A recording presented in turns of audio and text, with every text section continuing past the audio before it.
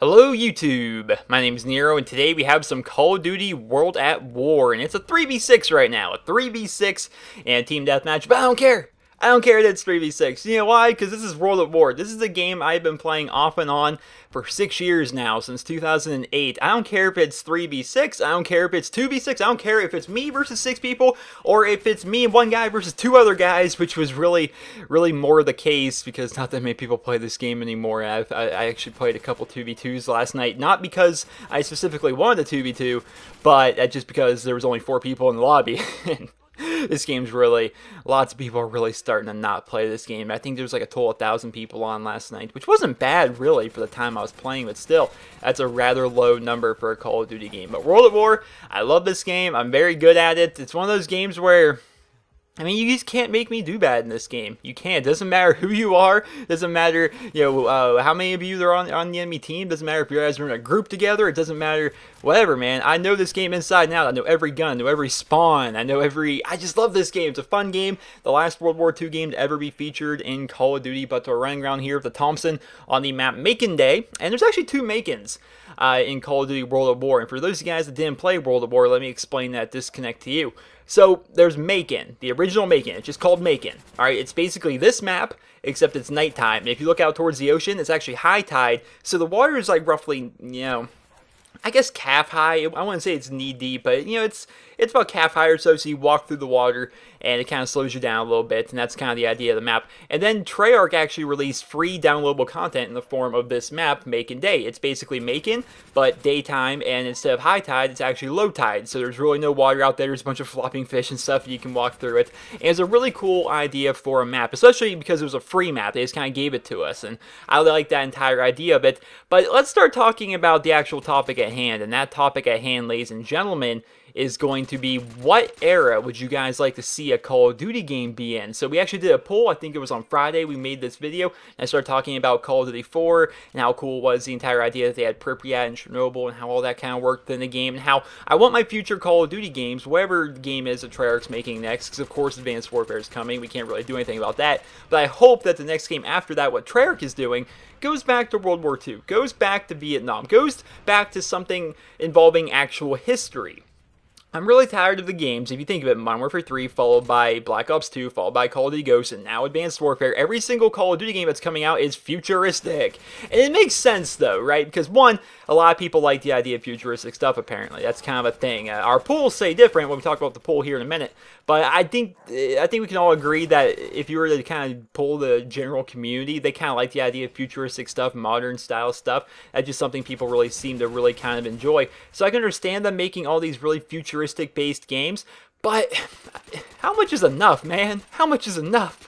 They have way too many now. There's like 4 in a row. Can we please go back to some actual history? And if we actually look at the polls, the numbers are pretty shocking. So just under 3,100 of you actually voted on the polls, and the #1 voted topic or era for our Call of Duty game to be featured in was World War II, with just under 1,000 votes. And believe it or not, the least popular option, which only got 3% of the vote, was futuristic. So at least my subscribers, at least the people that went over and decided to vote on this straw poll and give their opinion as to what era they would like their Call of Duty game to be in, you guys voted you want World War II, and then followed up by that, you guys would like to see Vietnam, followed up by Modern. Modern was actually the 3rd most voted. Then World War I was number 4. Some other conflict or war in history, could be the Korean War, could be Iraq, could be anything. Any other conflict or war in history was actually the 5th most voted. And then the dead last, with only 3% of the vote, was futuristic. So I think as a whole, my subscriber base, at least as little as it may be, and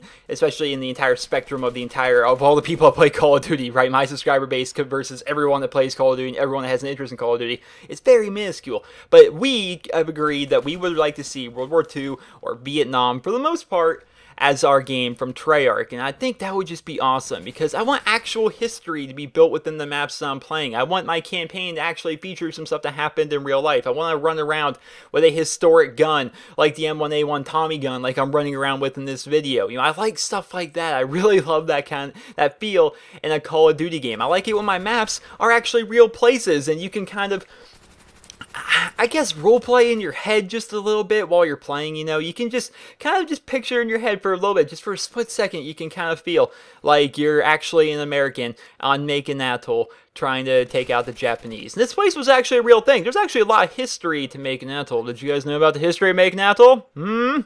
Shall I explain it? I think I'm going to explain it because the history of Makin Atoll is actually very rich and very deep. Lots of stuff actually happened here. So the Battle of Makin Atoll, and actually before the major Battle of Makin Atoll, it was actually the first major American operation of World War II. Alright, so do you guys actually remember the World War campaign? How many of you, raise your hand, played the World War campaign? The opening mission is on Makin. It's on Makin Atoll. Alright, and you're part of Carlson's Raiders, which was a real thing. Carlson's Raiders were actually a real thing. They were a group of about 211 Marines that, via 2 submarines, showed up on Makin Atoll. They snuck up and they started a conflict with the Japanese that were taking over on this island. They ended up killing about 83 Japanese, 21 Americans were killed, and 9 Americans were captured, who were later taken to a different island and beheaded. But that was just like the initial assault, per se, on Makin Atoll, when Americans end up coming back with a lot more people. Basically, that first thing, Carlson's Raiders, was almost kind of like a distraction. They sent the Marines there as almost like a distraction to the Japanese.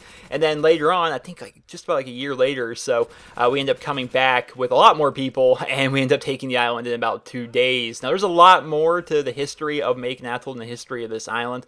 But I would have to it'd be like a 20-minute video. It'd be like a 30-minute video if I were to try to just explain the highlights and the different keys and different points of interest of Makin Atoll. But it's kind of cool. And here's another fun tidbit. Think about this.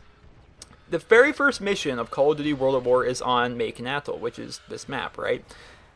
That means this map is the beginning of the entire Treyarch trilogy. If you think of World at War, you think of Black Ops, you think of Black Ops 2, all of them are intertwined by the campaign. The story is all intertwined with each single one of them. They all work together, right? That means the entire Treyarch trilogy started here on Makin Atoll, on this map, which I think is pretty cool. But I guess the point you want to take away from this video, and I almost got 50 kills there. I went on kind of a dry spell there, but yeah, I almost got 50 kills in that team deathmatch. Pretty nice. But I think the thing to take away from all of this is that we, at least my subscriber base, we would like to see actual history. We would like to see World War II, but the sad thing about it is, guys, we're not going to see that.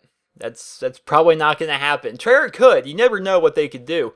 But there might be a Black Ops 3. We might be going more in the future. You know, if Advanced Warfare ends up selling really well, you know, maybe they'll go any further than that. But then again, Treyarch should be already working on their next game because they now have a 2-year development cycle. So Treyarch should be actually into their development cycle of their new game right now. So I wonder what it is they're doing. I hope it's a World War II game. Do I think it's going to be? I really doubt it. But I'm just going to say this. A lot of people thought World War II was overdone, and it kind of was. Call of Duty 1, 2, 3. Yeah, Call of Duty 1, 2, and 3. Were all World War II. Then Call of Duty 4 was modern. Then Call of Duty 5, World at War, was World War II. So 4 out of the first 5 Call of Duties were World War II. But we've had nothing ever about it since. You know, but I just think it'd be cool. That is the whole point of the video. And apparently you guys agree. You guys can check the description if you guys like to see the results of the straw poll for yourself. I hope you guys all enjoyed this video. And if you did, please be sure to leave a rating. Hope you guys all have a wonderful day.